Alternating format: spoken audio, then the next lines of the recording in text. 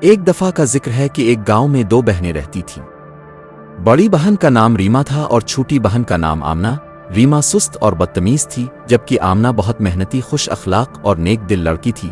مگر ایک بات تھی، ان کی سوتیلی ماں ریما سے بہت محبت کرتی تھی اور آمنہ کو پسند نہیں کرتی تھی۔ سوتیلی ماں آمنہ سے سارا دن گھر کے کام کرواتی، پانی بھرنے بھیجتی، کپڑے دھلواتی اور آمنہ کو کھانا بھی کم دیتی تھی۔ آمنہ پھر بھی مسکرا کر کام کرتی رہتی تھی، لیکن سوتیلی ماں کبھی بھی اس کی محنت کو سراہتی نہیں تھی۔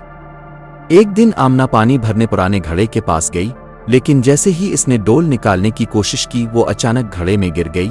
آمنہ جب ہوش میں آئی تو خود کو ایک خوبصورت باغ میں پایا۔ یہ کوئی معمولی باغ نہیں تھا بلکہ ایک جادوی باغ تھا۔ اس باغ کے درخت باتیں کرتے تھے، پرندے گانے گاتے تھے۔ اچانک ایک درخت بولا، بیٹی، ہمارے سارے سیب زمین پر گر گئے ہیں، کیا تم انہیں اٹھا کر دوبارہ لگا سکتی ہو؟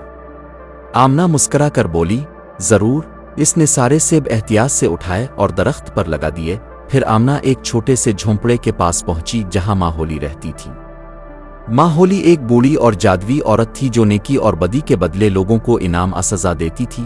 ماں ہولی نے آمنہ کو اپنے ساتھ کچھ دنوں کے لیے رہنے کی اجازت دی۔ آمنہ ہر روز صبح سویرے اٹھ کر بستر بناتی، کھانا پکاتی اور ماں ہولی کی خدمت خوش دلی سے کرتی تھی۔ کچھ دن بعد ماں ہولی نے کہا، بیٹی، تم بہت نیک ہو، اب تم گھر جا سکتی ہو، لیکن جاتے جاتے میں تمہیں ایک انعام دینا چاہتی ہوں۔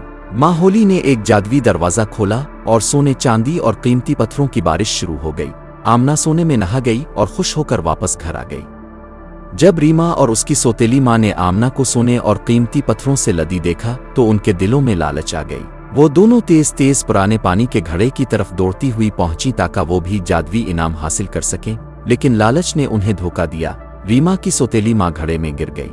ماں ڈر کر وہ آواز دینے لگی، ریما، میری مدد کرو، لیکن ریما کو کچھ سمجھ نہیں آیا کہ مدد کیسے کرے، کیونکہ اس نے کبھی کچھ کیا ہی نہیں زندگی میں۔ پھر ریما نے آمنہ کے پاس دوڑ کر گئی اور کہا، آمنہ، میری ماں کو بچاؤ۔ آمنہ فوراً رسی باندھ کر اپنی سوتیلی ماں کو گھڑے سے باہر نکال لیتی ہے۔